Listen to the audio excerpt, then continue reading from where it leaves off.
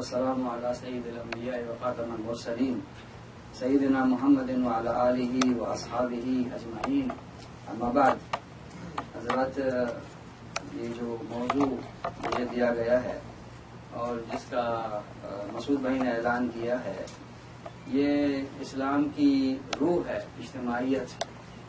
اجتماعیت کے حوالے سے ہم معلوم کرنے کی کوشش کریں گے کہ اس کی کیا اہمیت ہے دین میں، اس کی کیا اہمیت ہے اور اس کی کیا افادیت ہے ایمان کی حفاظت کے لیے، اور یہ ہماری دنیا کے لیے اور آخرت کے لیے کیوں ضروری ہے. حضرات، مقدمہ ابن خلدون عظیم الشان کتاب ہے. یہ علامہ ابن خلدون کی یہ کتاب ہے جس نے کئی صدیوں تک دنیا میں ہلچل مچائی تھی. اس کتاب میں انہوں نے لکھا ہے کہ افراد انسانی کا اکٹھے مل کر رہنا سہنا ایک ناگزیر بات ہے. یہی وہ حقیقت ہے جسے اہل علم و دانش اس طرح بیان کرتے ہیں کہ انسان پیدائشی طور پر مدنیت پسند واقع ہوا ہے. انسانوں کے درمیان اٹھتا بیٹھتا ہے اور انہی کے ساتھ وہ ترقی کرتا ہے اور انہی کے ساتھ رہن سہن سے وہ آگے بڑھتا ہے اور بہت کچھ سیکھتا ہے. اسلام کیونکہ دین فطرت ہے، اس لیے اس کے نظام و فکر و عمل کو اجتماعیت سے الگ نہیں کیا گیا، بلکہ اس کا ایک بنیادی حصہ اجتماعیت کے طور پر رکھا گیا ہے، کیونکہ یہ دین فطرت ہے اور انسان کی فطرت ہے کہ وہ اجتماعیت میں رہے، لہذا اس فطرت کو بھی ملحوظ رکھا گیا ہے. اللہ تعالیٰ کا ارشاد ہے، یا ایھا الذین آمنوا اتقوا اللہ حق تقاتہ ولا تموتن الا وانتم مسلمون. اے لوگوں جو ایمان لائے ہو، اللہ سے ڈرو جیسا کہ اس سے ڈرنے کا حق ہے. تم کو موت نہ آئے مگر اس حال میں کہ تم مسلمین ہو، یعنی مسلمانوں کے گروہ میں شامل ہو. ایک اور جگہ پر سورہ آل عمران میں اللہ تعالیٰ کا ارشاد ہے، وَاعْتَصِمُوا بِحَبْلِ اللَّهِ جَمِيعًا وَلَا تَفَرَّقُوا. سب مل کر اللہ کی رسی کو مضبوطی کے ساتھ پکڑو اور تفرقے میں نہ پڑو. علامہ ابن جریر طبری لکھتے ہیں اپنی تفسیر میں، اور آپ کو بتا دوں کہ یہ دنیا کی پہلی تفسیر ہے جو علامہ ابن جریر طبری نے لکھی تھی. اس میں انہوں نے رسی جس کا ذکر ہوا ہے اس آیت میں، اس کے متعلق کہا ہے کہ اللہ کی رسی قرآن مجید ہے. اور علامہ ابن کثیر رحمۃ اللہ علیہ نے اپنی تفسیر میں لکھا ہے کہ اللہ کی رسی جماعت ہے. جس طرح سے بچے کا تصور جب بھی آتا ہے تو اس کے ساتھ ماں کی گود کا تصور بھی آتا ہے فطری طور پر، اسی طرح سے انسانی زندگی کا جب تصور ہوگا تو اس کے ساتھ اجتماعیت کا تصور خود بخود آ جائے گا. آپ کو معلوم ہونا چاہیے کہ جس کو ہم آج کے دور میں یا آج کی اصطلاح میں جس کو ہم مہذب دنیا کہتے ہیں، جن ممالک کو ہم مہذب دنیا کہتے ہیں، وہ کون سی ممالک ہیں؟ مہذب دنیا جن کو ہم کہتے ہیں، مغرب، امریکہ، مغرب، ان کو ہم کہتے ہیں یہ مہذب دنیا ہے. تو یہ جو مہذب دنیا ہے، ان میں سخت ترین سزا کیا ہے؟ قید تنہائی. قید تنہائی دنیا کی سب سے سخت ترین سزا ہے. اور قید تنہائی میں جو لوگ رہتے ہیں وہ کچھ دنوں تک ہی اس کو برداشت کر سکتے ہیں، اس سے زیادہ برداشت نہیں کر سکتے. اس کی وجہ یہ ہے کہ انسان چاہتا ہے کہ وہ کسی سے بات کرے، انسان چاہتا ہے کہ کوئی اس سے بات کرے. ہم جنس کی کشش جو ہے انسان کو ہر جگہ پر کھینچ لاتی ہے. آپ فرض کر لیں آپ کسی ایسے ملک میں ہیں، افریقہ کے جنگلات میں ہیں، وہاں پر جو گروپ آپ کے ساتھ ہے اس میں مختلف ممالک سے تعلق رکھنے والے لوگ ہیں. فرض کر لیں ان میں سے ایک پاکستانی ہے تو فطری طور پر آپ کی کشش ہوگی اس کی طرف. فرض کر لیں کہ اس میں ایک اردو بولنے والا ہے تو فطری طور پر کشش ہوگی اس کے ساتھ. تو یہ جو ہم جنس کی کشش ہے انسان کو جو ہے نا کھینچ کے لاتی ہے. انسان ہمیشہ تعاون کا محتاج ہے. حضرت سلیمان علیہ السلام اپنے لشکر کا جائزہ لیتے ہیں اور دیکھتے ہیں کہ ہدہد لشکر میں موجود نہیں ہے. تو وہ پوچھتے ہیں کہ یہ ہدہد کہاں چلا گیا. اور پھر اللہ تعالیٰ کا ارشاد ہے قرآن مجید میں حضرت سلیمان علیہ السلام کی زبانی، لَأُعَذِّبَنَّهُ عَذَابًا شَدِيدًا أَوْ لَأَذْبَحَنَّهُ. میں اسے سخت سزا دوں گا یا اسے ذبح کر دوں گا. تو یہاں پر معلوم ہوا کہ سخت سزا پہلے ہے اور اس سے کم تر سزا جو ہے وہ ہے ذبح کر دوں گا. تو یہ سخت ترین سزا کیا ہے؟ وہ سخت ترین سزا کیا ہو سکتی ہے اس ہدہد کے لیے؟ تو مفسرین کرام کہتے ہیں کہ ہدہد کے لیے سخت ترین سزا یہ ہے کہ اسے مخالف جنس کے ساتھ بند کر دیا جائے، یعنی ہدہد کو مثال کے طور پر کبوتروں کے ساتھ بند کر دیا جائے. تو یہ ہدہد کے لیے موت سے زیادہ سخت ترین سزا ہے. اسلام کا عمرانی تصور جب ہم کرتے ہیں تو ہمیں معلوم ہوتا ہے کہ اللہ تعالیٰ کا ارشاد ہے یا ایھا الناس انا خلقناکم من ذکر وانثی وجعلناکم شعوبا وقبائل لتعارفوا. لوگوں ہم نے تم سب کو ایک مرد اور ایک عورت سے پیدا کیا اور تمہاری قومیں اور تمہارے قبائل بنائے ہیں. یہ ہے معاشرتی عمرانی تصور انسان کا. اس دین میں جہاں پر اللہ تعالیٰ کے حقوق کا تعین ہوا ہے وہاں پر حقوق العباد کا بھی تعین ہوا ہے. اسی طرح سے اسلام کی جو اجتماعیت ہے اس کی بنیادی آکائی گھر ہے.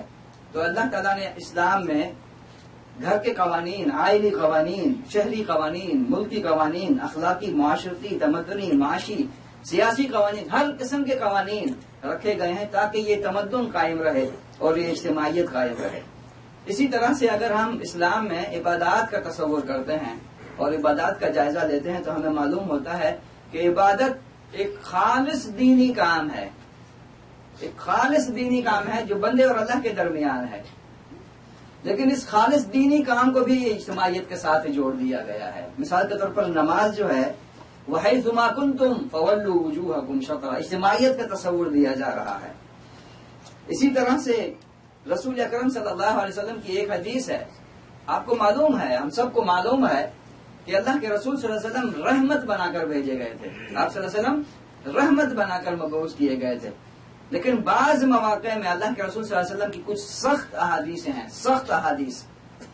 یہ عموماً آپ صلی اللہ علیہ وسلم کا طرز انداز نہیں تھا، طرز بیان نہیں تھا، لیکن بعض مواقع پر اللہ کے رسول صلی اللہ علیہ وسلم نے سخت الفاظ استعمال کیے. ان میں سے ایک موقع جو میں آپ کے سامنے رکھنے جا رہا ہوں.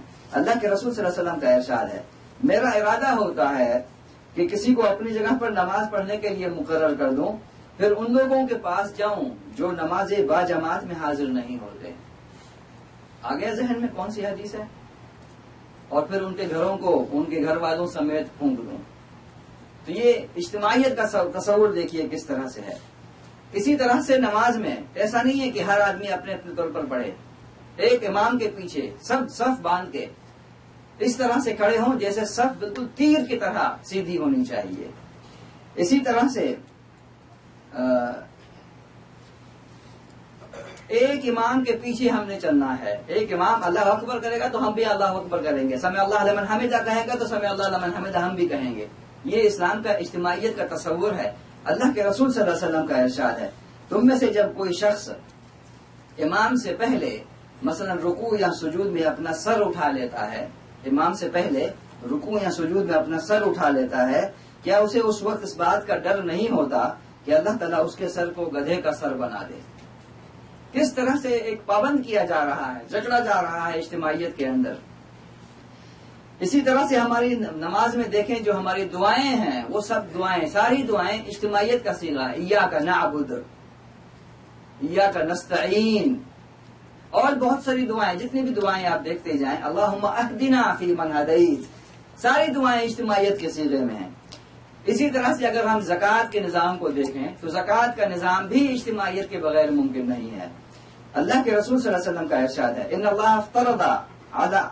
اللہ افترض علیہم صدقہ تؤخذ من اغنیائہم وترد علی فقرائہم. اللہ تعالیٰ نے ان مسلمانوں کے اوپر زکوٰۃ فرض کی ہے جو ان کے مالداروں سے لی جائے گی اور ان کے غریبوں میں تقسیم کی جائے گی. رسول اکرم صلی اللہ علیہ وسلم کی وفات کے بعد کچھ لوگ اجتماعیت سے ٹوٹ رہے تھے زکوٰۃ کے حوالے سے. حضرت ابوبکر صدیق رضی اللہ تعالی عنہ نے وہ جو موقف اختیار کیا، وہ موقف ان زکوٰۃ کے منکرین کے خلاف، حالانکہ وہ اشہد ان لا الہ الا اللہ واشہد ان محمد رسول اللہ کے قائل ہیں، لیکن ان زکوٰۃ کے منکرین کے خلاف جنگ کی اور فرمایا خدا کی قسم اگر ان لوگوں نے اونٹ باندھنے کی ایک رسی کو بھی جسے وہ نبی صلی اللہ علیہ وسلم کے حوالے کرتے تھے میرے حوالے کرنے سے انکار کیا تو میں ان کے خلاف جنگ کروں گا. اسی طرح سے روزہ روزے میں اجتماعیت کا تصور، اور رمضان جو ہے نا بالکل قریب آ رہا ہے. اللہ تعالیٰ سے دعا ہے کہ ہمیں رمضان المبارک کا مہینہ پانے کی توفیق عطا فرمائے. روزہ جو ہے نا ایسا نہیں ہے کہ مہینے میں 30 دن یا سال میں 30 دن آپ پر روزے فرض ہیں، بلکہ اس کے لیے ایک مہینہ مقرر کیا گیا ہے، روزے کے لیے ایک وقت مقرر کیا گیا ہے. اور پھر رمضان میں آپ دیکھیں گے دنیا میں جہاں کہیں پر بھی مسلمان ہوں گے ایک اجتماعیت کا تصور ہمارے سامنے ابھر کر سامنے آتا ہے. کس طرح سے ایک مقررہ وقت پر روزہ کھولنا ہے، ایک مقررہ وقت پر روزہ رکھنا ہے. ایک عجیب سی فضا پوری دنیا میں چھا جاتی ہے. گویا مسلمان اپنے عمل سے یہ پیغام دے رہے ہوتے ہیں کہ ہم سب ایک مشن کے داعی ہیں، ہم سب ایک علم کے نیچے کھڑے ہیں اور ہم سب ایک ہیں. اسی طرح سے حج جیسی عبادت کو دیکھ لیں، حج اجتماعیت کے بغیر حج کا تصور ممکن نہیں ہے. میدان عرفات کو دیکھ لیں جہاں پر اجتماعیت کھل کر سامنے آتی ہے. مشرق اور مغرب اور کالے اور سفید اور گورے، ہر قسم کے لوگ ایک میدان میں کھڑے ہوتے ہیں، ایک اللہ کو پکارتے ہیں، ایک طرح کا لباس پہنے ہوئے ہیں، ایک مقصد کے تحت آئے ہوئے ہیں. حالانکہ ان کی زبانیں مختلف ہیں، ان کی تہذیبیں مختلف ہیں، ان کے طریقے مختلف ہیں، لیکن وہ اجتماعیت کا تصور کس طرح سے حج کے میدان میں، عرفات کے میدان میں ابھر کر سامنے آتا ہے. عبادات کے علاوہ اگر ہم اسلام کے تنظیمی احکامات کو دیکھیں، اسلام کے تنظیمی احکامات میں بھی اجتماعیت کا تصور موجود ہے. وَاعْتَصِمُوا بِحَبْلِ اللَّهِ جَمِيعًا، تم سب مل کے اللہ کی رسی کو مضبوطی سے پکڑ لو، سب مل کے اکٹھے، سب مل کے اللہ کی رسی کو مضبوطی کے ساتھ پکڑ لو. یہ جو باہم جڑے رہنے کا معیار کیا ہے؟ میں ایک دفعہ ایک مصری داعی ہیں عمرو خالد، بات یاد آئی. عمرو خالد ایک مصری جو ہے داعی ہیں، عموماً یہ اقرا چینل میں آتے ہیں. تو انہوں نے ایک دفعہ بڑی پیاری بات کہی، بہت ہی خوبصورت بات کہی. انہوں نے کہا کہ مکہ مکرمہ یہ جو حرم مکی ہے ایک وادی میں ہے، جس کے چاروں طرف پہاڑ ہیں، اور اس میں توسیع جو ہے وہ ممکن نہیں ہے. ایک محدود رقبہ ہے، اس محدود رقبے کے اندر جو ہے نا یہ وادی مقدس ہے جس میں حرم مکہ ہے. اللہ تعالیٰ کو معلوم نہیں تھا کہ آخری زمانے میں مسلمانوں کی تعداد کئی گنا بڑھ جائے گی اور یہ جگہ تنگ پڑ جائے گی؟ معلوم تھا یا معلوم نہیں تھا؟ اصولاً ہونا تو یہ چاہیے تھا نا کہ مکہ مکرمہ کوئی ایسے میدان میں رکھا جائے جہاں پر توسیع کا امکان ہو، جتنے مسلمان بڑھتے جائیں کوئی مسئلہ نہیں ہے، وہ سب سما جائیں گے اس میں. لیکن نہیں، اس کی وجہ یہ ہے کہ وہاں پر مسلمان آئیں ایک دوسرے سے چپٹ کر رہیں تاکہ انہیں اجتماعیت کا احساس ہو، انہیں اخوت کا احساس ہو. آپ اندازہ کر سکتے ہیں کس طرح سے یہ تصور، اجتماعیت کا تصور ہماری تمام عبادات میں موجود ہے. باہم جڑے رہنے کا معیار کیا ہے؟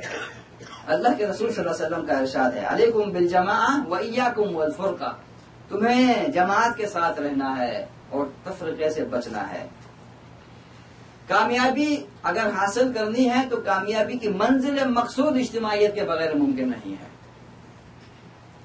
رسول اکرم صلی اللہ علیہ وسلم کی مختلف احادیثیں اجتماعیت کی اہمیت اور اس کی افادیت پر ہیں. آپ کے سامنے میں چند احادیث رکھنے جا رہا ہوں. اللہ کے رسول صلی اللہ علیہ وسلم کا ارشاد ہے، آمرکم بخمس، میں تمہیں 5 باتوں کا حکم دیتا ہوں. آمرکم بخمس، میں تمہیں 5 باتوں کا حکم دیتا ہوں. سب سے پہلی بات ہے بالجماع، سب سے پہلی بات ہے جماعت کا. والسمع والطاعة والہجرہ والجہاد فی سبیل اللہ، سمع کا، اطاعت کا، ہجرت کا اور جہاد کا. یعنی اجتماعیت ایسی نہیں ہے جو ڈھیلا ڈھالا نظم ہو، بلکہ سمع و اطاعت کے زنجیروں میں کسی ہوئی ہو، ایسی اجتماعیت مطلوب ہے. اس حکم کی خلاف ورزی پر یعنی اجتماعیت سے الگ رہنے پر جو ہے نا انسان کی خیر نہیں ہے. اللہ کے رسول صلی اللہ علیہ وسلم کا ارشاد ہے، انہو من خرج من الجماعہ قید شبر، جو آدمی بالشت بھر بھی اس جماعت سے الگ ہوا، فقد خلع ربقۃ الاسلام من عنقہ، تو پھر اس نے اسلام کا قلادہ اپنی گردن سے اتار پھینکا. علیحدہ زندگی گزارنے کا کوئی تصور نہیں ہے اسلام میں. اسی طرح سے ایک اور حدیث، من خرج من الطاعہ وفارق الجماعہ فمات مات میتۃ جاہلیہ، جو آدمی اطاعت سے نکل گیا اور جماعت سے الگ ہو گیا اور اس حالت میں اس کی موت واقع ہو گئی تو اس کی موت جاہلیت کی موت ہوگی. آپ اندازہ کر سکتے ہیں. اسی طرح سے ایک اور حدیث اللہ کے رسول صلی اللہ علیہ وسلم کی میں آپ کے سامنے رکھنے جا رہا ہوں.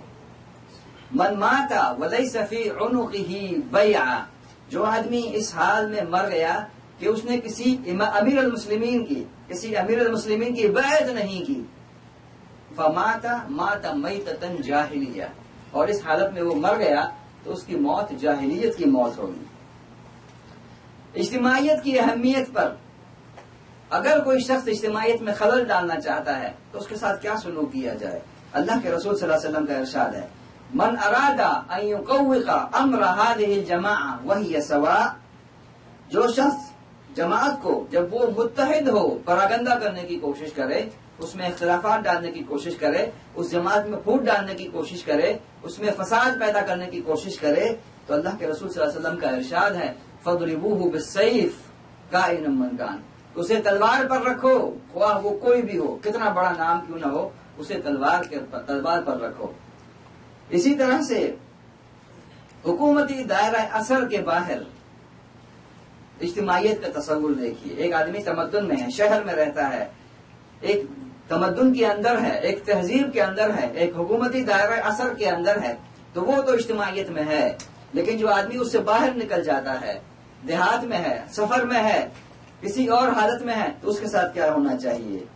اللہ کے رسول صلی اللہ علیہ وسلم کا ارشاد ہے اذا خرج ثلاثہ فی سفر فلیؤمروا احدہم، تین آدمی اگر سفر پر نکلیں تو ان کے لیے جائز صرف یہ ہے کہ اپنے میں سے کسی ایک کو امیر بنا لیں. تو آپ اندازہ کریں کہ سفر کی حالت میں بھی تنہا زندگی گزارنے کی اجازت نہیں ہے. وہاں پر بھی سفر کے دوران ایک مختصر عرصہ ہوتا ہے، سفر کے دوران بھی اجتماعیت کی اہمیت دیکھیے کیا ہے کہ تین آدمی اکیلے سفر نہ کریں بلکہ ایک کو امیر بنا لیں اور پھر اس کی اطاعت کریں. اسی طرح سے ایک اور حدیث جو اس حدیث سے بھی زیادہ گہری حدیث ہے، اللہ کے رسول صلی اللہ علیہ وسلم کا ارشاد ہے لا يحل لثلاثہ،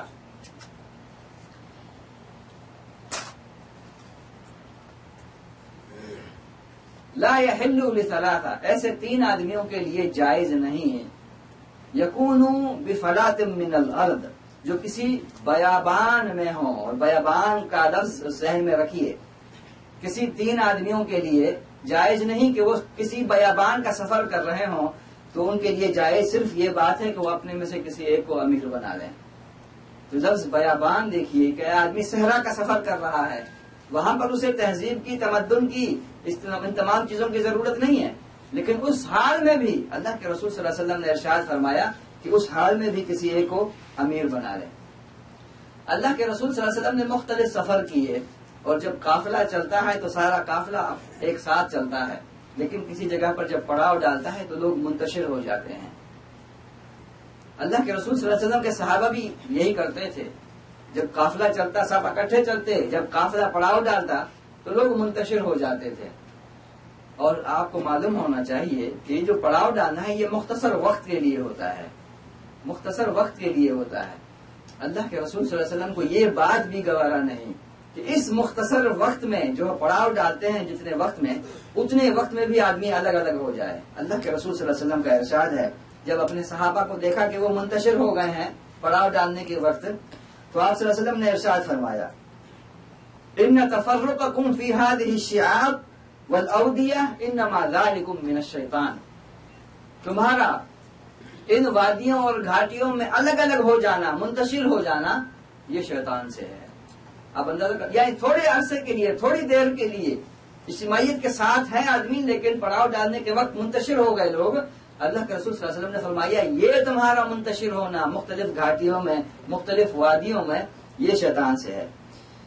اور پھر اس تنبیہ کا نتیجہ یہ ہوا، حضرت ابو داؤد رحمۃ اللہ علیہ لکھتے ہیں کہ اس تنبیہ کا نتیجہ یہ ہوا پھر لوگ کبھی بھی اس طرح منتشر نہ ہوئے، اور جب کسی جگہ پر پڑاؤ ڈالتے تو ایک دوسرے سے لگ کر بیٹھ جاتے، اور حتیٰ کہ خیال ہوتا کہ اگر ان کو ایک چادر کے اوپر ڈھانپ لیا جائے تو ڈھانپا جا سکتا ہے. اس قدر متحد ہو کر مل جل کر آپس میں ایک دوسرے کے ساتھ لگ کر بیٹھ جاتے تھے.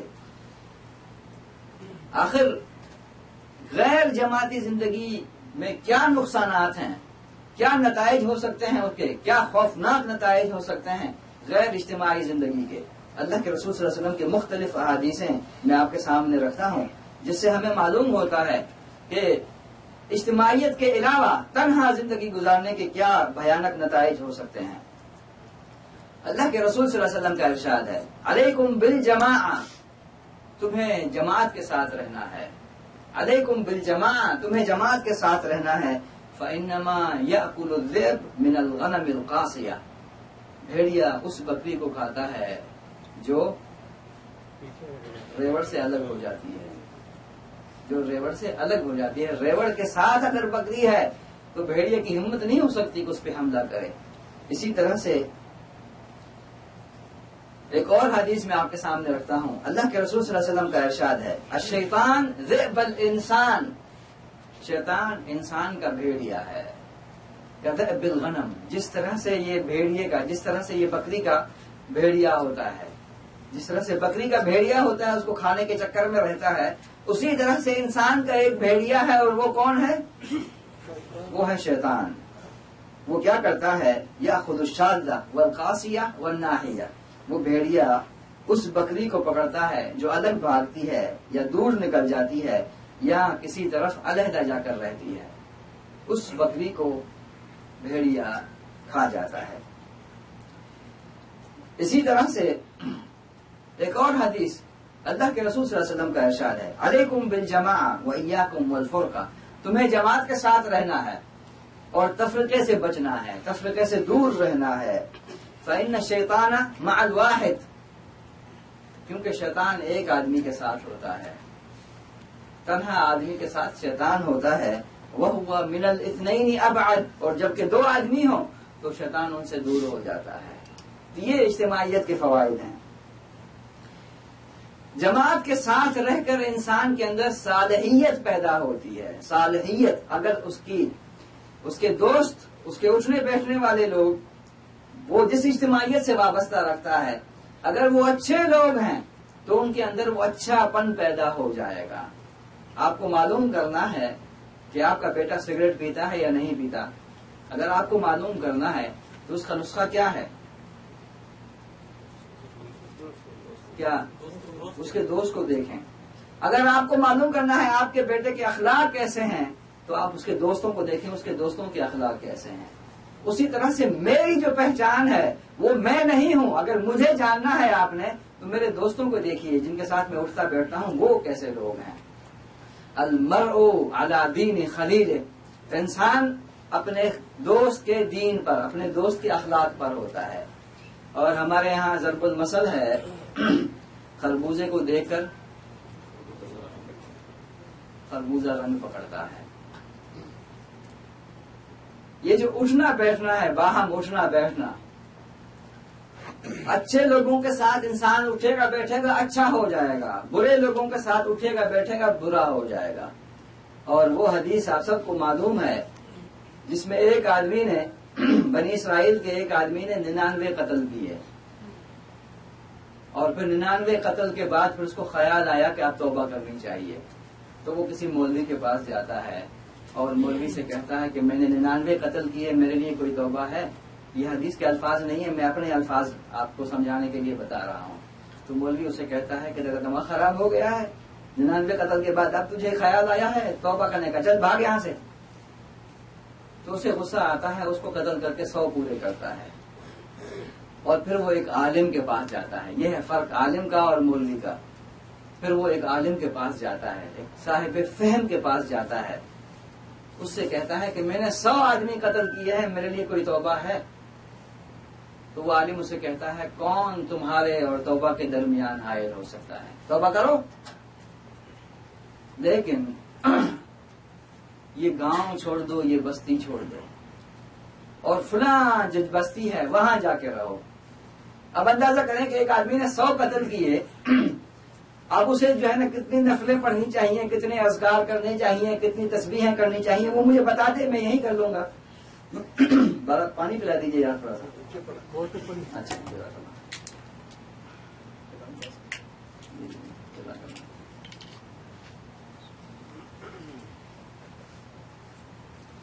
لیکن اس عالم نے اسے نہ اذکار بتائے، نہ نمازیں بتائی، نہ نفلیں بتائی، نہ کچھ نہیں بتایا. اسے کہا کہ اس بستی کو چھوڑ دو اور اس بستی میں جاؤ جو فلاں بستی ہے. اس کی وجہ کیا ہے؟ کیا وجہ ہے اس کی؟ وہاں اچھے لوگ ہیں، یہاں تمہاری بری صحبت ہے. بری صحبت کے قریب رہو گے برے ہو جاؤ گے، اچھے لوگوں کے ساتھ اٹھو گے بیٹھو گے تو اچھے ہو جاؤ گے. سورہ کہف میں ہم پڑھتے ہیں کہ وہ نوجوان جنہوں نے اپنے دین کو بچانے کی خاطر غار میں پناہ لی. ایسا ہے نا، پڑھا ہے نا، ابھی پڑھ کے آئے ہیں نا ہم لوگ. غار میں جا کے اس نے ان نوجوانوں نے جا کے پناہ لی. اللہ تعالیٰ نے قرآن مجید میں ان نوجوانوں کے ساتھ ایک اور چیز کا بھی ذکر کیا ہے. وہ کیا ہے؟ ہاں، کتا. ان نوجوانوں کے ساتھ اس کتے کا بھی ذکر کیا. حالانکہ ترک نہیں بنتا کتے کا ذکر کیا کرنا تھا. اس میں کیا ہے؟ کتے کو کیا مسئلہ ہے کتے کے ساتھ؟ کتے کا اگر ذکر نہ بھی ہوتا تو کیا فرق پڑتا تھا؟ اصل واقعے میں کوئی فرق پڑتا ہے؟ اس کی عبرت میں کوئی فرق پڑتا ہے؟ کوئی فرق نہیں پڑتا. لیکن نیک اور صالحین کی صحبت کی وجہ سے اللہ نے کتے کا ذکر قرآن میں کر دیا، اس کو قیامت تک کے لیے زندہ کر دیا. نیک لوگوں کے ساتھ اٹھنے بیٹھنے کی وجہ سے آپ اندازہ کر سکتے ہیں اچھے لوگوں کے ساتھ اٹھنے بیٹھنے کا کیا فائدہ ہے. یہ حضرت حذیفہ ابن الیمان رضی اللہ تعالی عنہ، حضرت حذیفہ ابن الیمان رضی اللہ تعالی عنہ کون صحابی ہیں؟ صاحب السر، اللہ کے رسول صلی اللہ علیہ وسلم کے رازدان. وہ کہتے ہیں، ایک بڑی عظیم الشان حدیث ہے، اس حدیث میں وہ کہتے ہیں کان الناس يسألون رسول اللہ صلی اللہ علیہ وسلم عن الخیر وکنت اسألہ عن الشر. لوگ اللہ کے رسول صلی اللہ علیہ وسلم سے خیر کے بارے میں پوچھتے تھے اور میں اللہ کے رسول صلی اللہ علیہ وسلم سے شر کے بارے میں پوچھتا تھا. وجہ کیا تھی؟ وجہ یہ تھی مخافت ان یدرکنی، اس ڈر سے کہ وہ شر کہیں مجھے نہ گھیر لے، میں اسے کس طرح سے بچ سکتا ہوں. فقلت، پھر ایک مرتبہ میں نے اللہ کے رسول صلی اللہ علیہ وسلم سے عرض کیا انا کنا فی جاہلیہ و شر، آپ صلی اللہ علیہ وسلم سے پہلے ہم لوگ جاہلیت میں تھے، ہم لوگ شر میں تھے. فجاءنا اللہ بہذا الخیر، پھر اللہ تعالیٰ نے آپ کی صورت میں یہ خیر ہمارے لیے بھیجا ہے. فہل بعد هذا الخیر من شر، اب یہ جو خیر ہمارے پاس آیا ہے وہی ہے، قرآن ہے، نبوت ہے، رسالت ہے، آج ہمارے پاس ہے، لیکن کیا اس کے بعد بھی کوئی شر ہے؟ کوئی شر کا ایسا دور ہوگا؟ اللہ کے رسول صلی اللہ علیہ وسلم نے فرمایا نعم، ہاں، اس خیر کے بعد شر کا دور آئے گا. پھر پوچھتے ہیں وَهَلْ بَعْدَ ذَلِكَ الشَّرِّ مِنْ خَيْرٍ، تو کیا اس شر کے بعد پھر کوئی خیر کا پہلو ہوگا اس میں؟ اللہ کے رسول صلی اللہ علیہ وسلم فرماتے ہیں نعم وَفِيهِ دَخَن، ہاں ضرور ہوگا، اس شر کے بعد ایک خیر کا دور آئے گا، لیکن اس میں کدورت ہوگی. اس میں کدورت ہوگی. تو پوچھتے ہیں اس کی کدورت کیا ہے؟ کیا اس کی کدورت ہے؟ تو اللہ کے رسول صلی اللہ علیہ وسلم فرماتے ہیں قوم یہدون بغیر ہدی، ایک ایسی قوم ہوگی جو میرے راستے کے علاوہ کسی دوسرے راستے کی ہدایت دے گی، کسی دوسرے راستے کی طرف لوگوں کو بلائے گی. تعرف منہم وتنکر، تم اس کو جانو گے، پہچانو گے اور ان کی نکیر کرو گے، ان کو روکو گے، منع کرو گے. یہ اس کی کدورت ہے. پھر فرماتے ہیں وَهَلْ بَعْدَ ذَلِكَ الْخَيْرِ مِنْ شَرٍ، پھر کیا اس خیر کے بعد، اس خیر کے دور کے بعد پھر کوئی شر ہے؟ اللہ کے رسول صلی اللہ علیہ وسلم نے فرمایا نعم دعات علی ابواب جہنم، ہاں ضرور ہوگا، شر کا دور ایک اور ہوگا. اس دور میں کچھ داعی ہوں گے جو جہنم کے دروازے پر کھڑے ہو گئے لوگوں کو بلائیں گے، جہنم کی طرف بلائیں گے. من اجابہم الیہا قذفوہ فیہا، جو ان کی اطاعت کرے گا، جو ان کی پکار پر لبیک کہے گا، وہ انہیں جہنم میں پھینک دیں گے. حضرت حذیفہ کہتے ہیں صفہم لنا یا رسول اللہ، اے اللہ کے رسول صلی اللہ علیہ وسلم ہمیں بتائیے وہ کون لوگ ہوں گے، وہ کون لوگ ہوں گے جو جہنم کے دروازوں پر کھڑے ہوں گے اور لوگوں کو بلا رہے ہوں گے کہ آؤ آؤ ہماری طرف، اور جو ان کی پکار پر لبیک کہے گا وہ جہنم میں چلا جائے گا، وہ کون لوگ ہوں گے، وہ کیسے لوگ ہوں گے؟ اللہ کے رسول صلی اللہ علیہ وسلم فرماتے ہیں ہم من جلدتنا، ہم من جلدتنا، وہ ہماری طرح کے لوگ ہوں گے، ہم میں سے ہوں گے، وَيَتَكَلَّمُونَ بِأَلْسِنَتِنَا، اور ہماری زبانوں سے بات کریں گے، ہماری زبان بولیں گے، ہم میں سے ہیں، ہم میں سے کچھ لوگ ایسے ہوں گے، ہم جنس ہوں گے، ہم زبان ہوں گے، ہم وطن ہوں گے، ہم مذہب ہوں گے، لیکن وہ لوگ جہنم کے دروازے پر کھڑے ہوں گے اور بلا رہے ہوں گے لوگوں کو آئیے آئیے اس طرف۔ حضرت حذیفہ کہتے ہیں فَمَا تَأْمُرُنِي إِنْ أَدْرَكَنِي ذَلِكَ، اگر اس دور کو میں پاؤں، اس دور کو اگر میں پاؤں تو مجھے کیا کرنا چاہیے، مجھے کیا حکم دیتے ہیں آپ؟ اگر میں اس دور میں زندہ رہا جس دور میں ہم میں سے کچھ لوگ ایسے ہوں گے جو جہنم کی طرف لوگوں کو بلائیں گے اور جو ان کی پکار پر لبیک کہے گا اسے جہنم میں ڈال دیں گے، اگر ہم ان کے دور کو پائیں تو ہمیں کیا کرنا چاہیے؟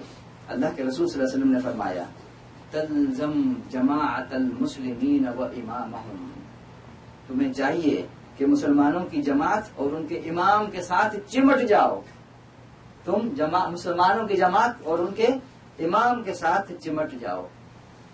اس کی وجہ یہ ہے کہ اس امت کے اوپر جو فریضہ عائد ہے جس کی وجہ سے اس کو بہترین امت قرار دیا ہے، وہ کون سا فریضہ ہے؟ کنتم خیر امت اخرجت للناس۔ کوئی رشتہ داری ہے؟ اللہ سے کوئی رشتہ داری ہے؟ تو تمہیں بہترین امت کس لیے بنایا گیا ہے؟ کیوں؟ تأمرون بالمعروف وتنہون عن المنکر، اس فریضے کو انجام دینے کے لیے وَكَذَلِكَ جَعَلْنَاكُمْ أُمَّةً وَسَطًا لِتَكُونُوا شُهَدَاءَ عَلَى النَّاسِ، اس فریضے کو انجام دینے کے لیے اجتماعیت کی ضرورت ہے، تنہا آدمی جو ہے نا اس فریضے کو انجام نہیں دے سکتا۔ وَلْتَكُن مِّنكُمْ أُمَّةٌ، تم میں سے کچھ لوگ ایسے ضرور ہونے چاہیے جو خیر کی طرف بلائیں، برائی سے روکیں۔ جب رسول اکرم صلی اللہ علیہ وسلم کی وفات ہوئی تو حضرت ابو بکر صدیق رضی اللہ تعالیٰ عنہ نے جو پہلا خطبہ دیا اس خطبے میں آپ نے فرمایا الا ان محمدا قد مات، لوگوں سن لو محمد صلی اللہ علیہ وسلم انتقال کر چکے، آپ صلی اللہ علیہ وسلم کا انتقال ہو گیا ہے، ولا بد لهذا الدین ممن یقوم به، اب اس دین کے لیے ضروری ہے کہ کچھ لوگ ایسے ہوں جو اس کو لے کر کھڑے ہو جائیں، اس دین کو لے کر چلیں آگے۔ اللہ کے رسول صلی اللہ علیہ وسلم نے جو کام کرنا تھا وہ اپنا کام پورا کر کے چلے گئے۔ اسی طرح سے حضرت عمر رضی اللہ تعالی عنہ کے الفاظ ہیں لا اسلام الا بالجماعہ، جماعت کے بغیر اسلام نہیں ہے، ولا جماعہ الا بالامارہ، اور کوئی جماعت امارت کے بغیر نہیں ہو سکتی، لابد لازم کہ اس کا کوئی امیر ہو۔ اسی طرح سے حضرت علی رضی اللہ تعالی عنہ کا قول ہے انما یقولون لا امارہ، یہ لوگ کہتے ہیں امیر کی ضرورت نہیں ہے، امارت کی ضرورت نہیں ہے، ولا بد من امارہ، لازم ہے کہ مسلمانوں کی جماعت کا کوئی امیر ہو، برۃ او فاجرہ، وہ اچھی ہو یا بری ہو یہ الگ بات ہے، وہ الگ مسئلہ ہے۔ میں آپ کے سامنے ایک ایسی حدیث رکھنے جا رہا ہوں، اس قدر اہمیت کی حامل حدیث ہے جو میں آپ کے سامنے رکھنے جا رہا ہوں، اس کے الفاظ آپ کو بتائیں گے کہ یہ حدیث جو ہے کس قدر اہمیت کی حامل ہے۔ حدیث کی اہمیت اس کے الفاظ کے اندر ہے۔ جب اللہ کے رسول صلی اللہ علیہ وسلم ہمیں کوئی حکم دیں تو اس کی اطاعت کرنی چاہیے یا نہیں کرنی چاہیے؟ اگر اللہ کے رسول صلی اللہ علیہ وسلم کوئی حکم دے رہے ہوں تو اس کی اطاعت کرنی چاہیے یا نہیں کرنی چاہیے؟ کرنی چاہیے نا۔ اللہ کے رسول صلی اللہ علیہ وسلم کو کوئی حکم دینے کے لیے کسی وضاحت کی ضرورت ہے کہ میں یہ تمہیں کیوں بتا رہا ہوں، میں یہ حکم کیوں دے رہا ہوں، اس کی وضاحت کی ضرورت ہے؟ لیکن بات اتنی اہم ہے، اس قدر اہم ہے اور قیامت تک کے آنے والے مسلمانوں کے لیے اہم ہے کہ اللہ کے رسول صلی اللہ علیہ وسلم کو وضاحت کرنی پڑی۔ اللہ کے رسول صلی اللہ علیہ وسلم فرماتے ہیں انا آمرکم بخمس، میں تمہیں 5 باتوں کا حکم دیتا ہوں۔ الفاظ دیکھیے کیا ہیں، میں تمہیں 5 باتوں کا حکم دیتا ہوں۔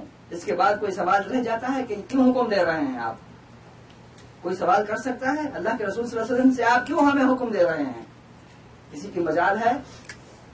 اور کوئی سوال کرے تو اس کے ایمان کی پھر خیر ہے؟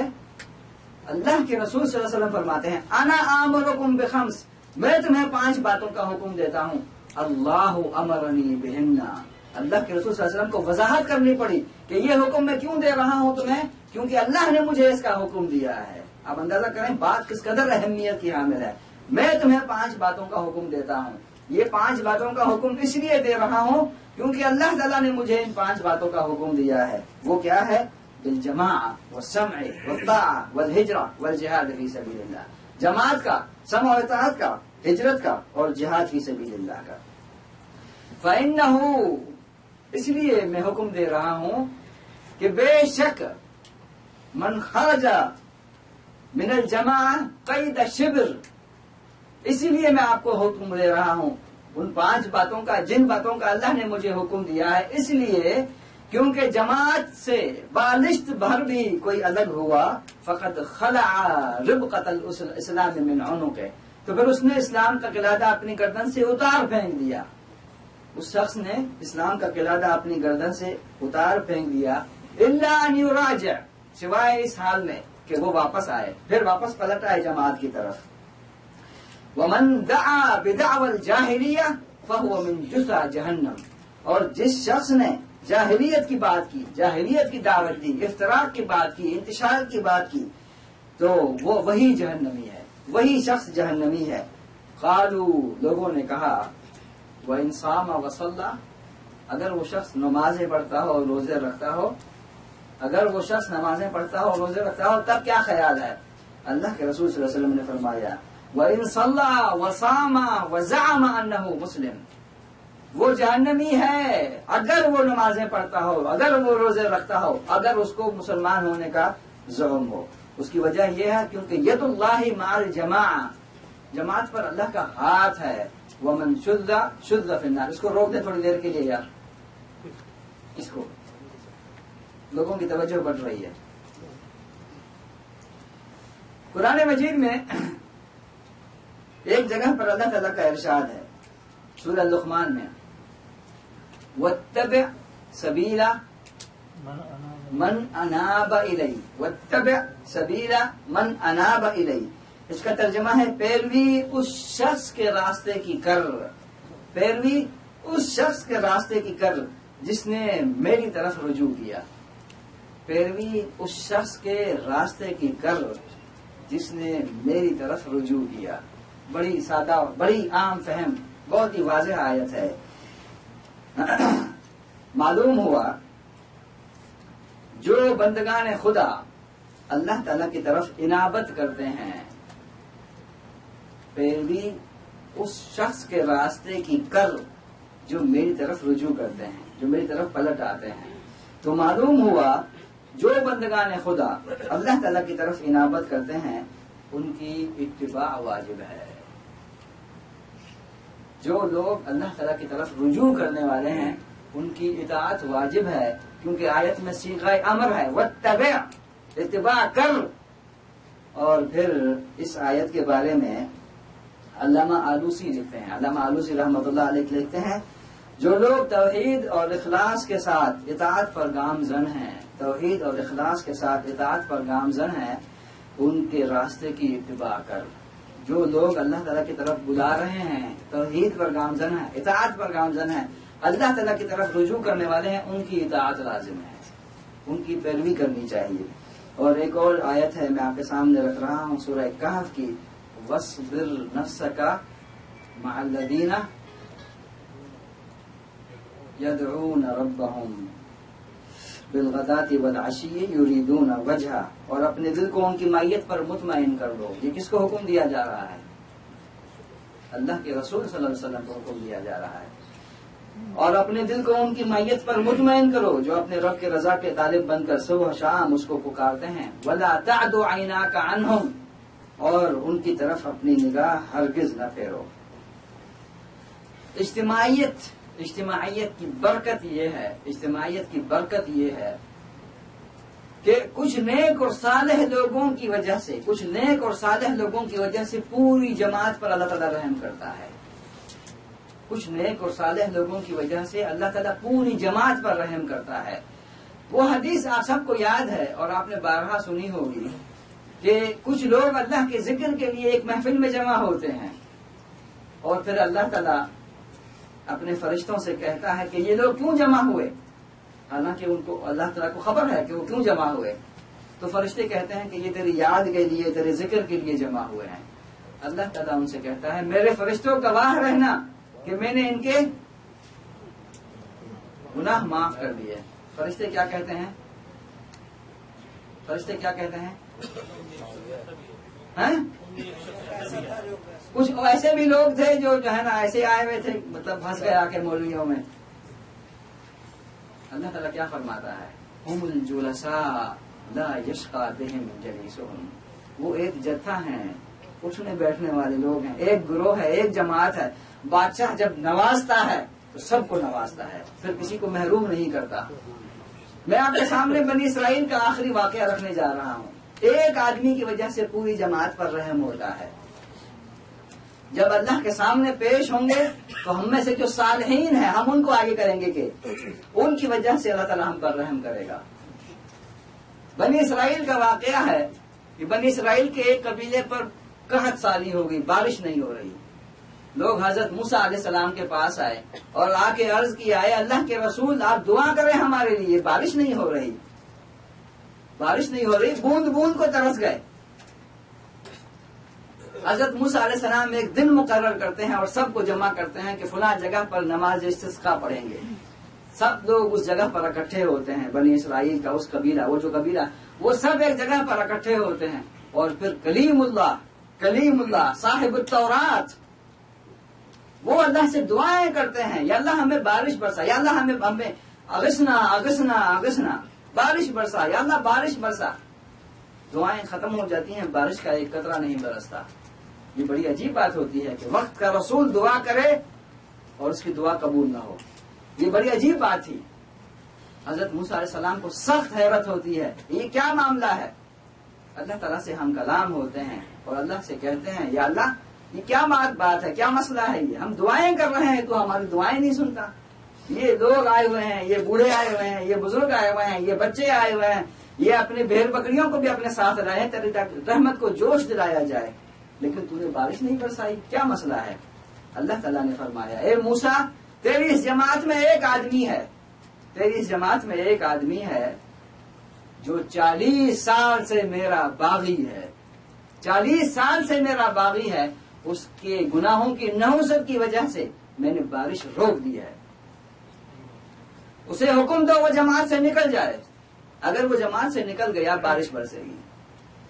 حضرت موسیٰ علیہ السلام لوگوں کی طرف متوجہ ہوتے ہیں اور کہتے ہیں لوگوں تمہارے درمیان ایک ایسا آدمی ہے جو 40 سال سے اللہ کا باغی ہے. اس کے گناہوں کی نحوست کی وجہ سے اللہ تعالیٰ نے بارش روک دی ہے. میں اسے حکم دیتا ہوں نکل جائے یہاں سے. جب تک وہ تمہارے درمیان ہے بارش نہیں ہوگی. وہ نکل گیا یہاں سے بارش فوراً برسے گی. اب لوگ صفیں بنا کے کھڑے ہوئے ہیں انتظار میں کہ کون یہ منحوس ہے. سب لوگ ایک دوسرے کو دیکھ رہے ہیں کون یہ منحوس ہے جس کی وجہ سے اللہ نے بارش روک دی ہے. اور جس کے بارے میں بات ہو رہی تھی چور کی داڑھی میں تنکا، جس کے بارے میں بات ہو رہی تھی وہ سمجھ گیا کہ میں ہی ہوں، وہ اور کوئی نہیں ہو سکتا. وہ آپ کو معلوم ہے پرانے زمانے میں عبایا پہنتے ہیں لوگ، تو اس نے عبائی میں اپنا سر چھپا لیا اور اسی وقت اس کی آنکھوں سے آنسو جاری ہو گئے کہ میرے گناہوں کی نحوست کی وجہ سے اللہ نے اپنی رحمت روک دی ہے. یا اللہ میں تجھ سے معافی مانگتا ہوں، یا اللہ میں توبہ کرتا ہوں، سچے دل سے میں توبہ کرتا ہوں. ابھی اس کے الفاظ ختم نہیں ہوئے بارش برسنا شروع ہو گئی. حضرت موسیٰ علیہ السلام کو سخت حیرت ہوئی کہ کوئی آدمی نکلا تو نہیں، یہ بارش کیسے ہو گئی. حضرت موسیٰ علیہ السلام اللہ سے ہم کلام ہوئے یا اللہ کوئی آدمی نکلا تو نہیں، یہ کس کی وجہ سے بارش کی، کیسے بارش ہو رہی ہے. تو نے تو کہا تھا جب تک وہ آدمی ہے بارش نہیں ہوگی. اللہ تعالیٰ نے فرمایا جس کی وجہ سے میں نے بارش روکی تھی اب اسی کی خاطر برسا رہا ہوں. جس آدمی کی وجہ سے میں نے بارش روکی اب اسی کی خاطر میں بارش برسا رہا ہوں. اور اس پورے قصے کا جو دلچسپ اور ہلا دینے والا پہلو ہے وہ آخری پہلو ہے اس کا. حضرت موسیٰ علیہ السلام نے فرمایا یا اللہ مجھے وہ آدمی دکھا، میں دیکھنا چاہتا ہوں وہ کون آدمی ہے جس کی نحوست کی وجہ سے تو نے اپنی رحمت روک دی، اور اب اس کی خاطر تو بارش برسا رہا ہے، مجھے دکھا تو صحیح وہ کون آدمی ہے۔ اللہ تعالیٰ نے فرمایا اے موسیٰ 40 سال تک وہ میرا باغی تھا، میں نے اسے رسوا نہیں کیا، اب اس نے توبہ کی ہے تو میں اس کو رسوا کر دوں؟ 40 سال تک وہ میرا باغی تھا، میں نے اس کو رسوا نہیں کیا، اب جب کہ اس نے توبہ کر لی ہے تو میں اس کو رسوا کر دوں؟ جن لوگوں کو جہنم میں ڈالا جائے گا، قرآن مجید کی مختلف آیات سے ہمیں معلوم ہوتا ہے، ان سے پوچھا جائے گا تمہارے پاس کوئی بلانے والا، کوئی سمجھانے والا، کوئی نبی، کوئی رسول، کوئی داعی، کوئی مصلح کوئی نہیں تھا سمجھانے والا؟ یہ تو بہت بری جگہ ہے، تم کہاں آ گئے ہو؟ بہت برا ٹھکانہ ہے یہ جہنم، تم کہاں آئے ہو؟ تمہیں کوئی سمجھانے والا نہیں تھا؟ تو وہ لوگ جو ہے نا، وہ لوگ کہیں گے لو کننا نسمع او نعقل ما کننا فی اصحاب السعیر، وہ لوگ کہیں گے اگر ہم سنتے، لو کننا نسمع او نعقل، یا عقل سے کام لیتے تو یہاں پر کیوں آتے؟ ہم نے نہ سننے سے کام لیا اور نہ عقل سے کام لیا، اسی لیے ہم جہنم میں آ گئے ہیں۔ وجہ کیا تھی جہنم میں آنے کی؟ نہ سنتے ہیں نہ عقل سے کام لیتے ہیں، تبھی تو وہ جہنم میں آ گئے۔ اور نسمع تقلید کو کہتے ہیں اور نعقل اجتہاد کو کہتے ہیں، یہ دونوں چیزیں نجات کا ذریعہ ہیں۔ آدمی یا تو کسی کی نصیحت سن لے، کسی رہبر کی، کسی مخلص ساتھی کی، کسی مخلص داعی کی بات مان کر اس راستے پر آ جائے، یا پھر اپنے عقل سے کام لے۔ اور جس کے پاس یہ دونوں نہیں ہیں، نہ سننا اور نہ عقل رکھنا، تو پھر اس کی ہلاکت میں کیا شک رہ سکتا ہے؟ میں نے آپ کے سامنے جو باتیں رکھی ہیں ان کا حاصل یہ ہے کہ اسلام دین فطرت ہے، اور اجتماعیت اس فطرت کا عین مقصد ہے، عین تقاضا ہے۔ اسلام کی تمام عبادات کا محور اور مرکز اجتماعیت ہے۔ مسلمانوں کو جماعت کے ساتھ جڑے رہنے کی تاکید کی گئی ہے، تفرقہ اور انتشار سے منع کیا گیا ہے۔ مسلمانوں کی جماعت سے علیحدگی کا تصور کیا ہے اور اس میں کیا نقصانات ہیں؟ شیطان تنہا آدمی پر حملہ کرتا ہے اور جماعت سے دور ہے۔ امت کا فریضہ منصبی جو ہے وہ اجتماعیت کے بغیر ممکن نہیں ہے، اور جماعت پر اللہ تعالیٰ کا ہاتھ ہے۔ اللہ تعالیٰ سے دعا ہے کہ ہم نے جو کچھ بھی سنا اس پر ہمیں عمل کرنے والا